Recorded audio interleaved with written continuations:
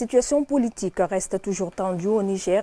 La communauté économique des États de l'Afrique de l'Ouest annonce une batterie de mesures contre les militaires pour un retour rapide à l'ordre constitutionnel.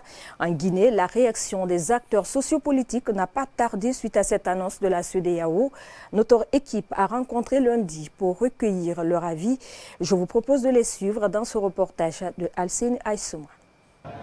Quelques jours après le renversement du président Mohamed Bazoum au Niger, les réactions fusent de partout pour condamner l'attitude des poussistes. Lors de son sommet extraordinaire, la communauté économique des États de l'Afrique de l'Ouest a annoncé une batterie de mesures contre la junte militaire pour céder le pouvoir. Une décision qui ne laisse pas indifférents les acteurs politiques en Guinée.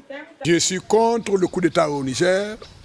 J'apprécie, j'appuie, je félicite les chefs d'État qui ont décidé de prendre ces décisions fortes et qu'ils ont même envisagé de recourir à la force.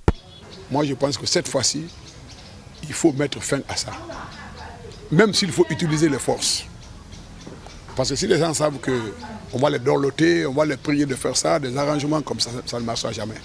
Il faut mettre un frein définitif à l'affaire du coup d'État.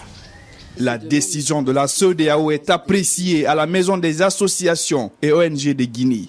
Nous condamnons ce coup d'État avec dernière énergie et nous nous rallions à la position de la CEDEAO pour dire qu'il faut en tout cas rétablir le plus rapidement possible l'ordre constitutionnel au Niger. Contrairement à ses prédécesseurs, Gabriel Haba de Kunox trouve confuse cette mesure de la CEDEAO. Les décisions de la CEDEAO constituent une réponse à géométrie variable. C'est-à-dire c'est 2 poids, 2 mesures. On clame les sanctions quand il y a coup d'État militaire. Et on fait le silence quand il y a coup d'État constitutionnel. Au lieu de prendre ces sanctions, il faut aller vers ces États, communier avec ces États, revoir leur façon de travailler avec ces États et revenir sur les valeurs fondamentales de la CEDEAO.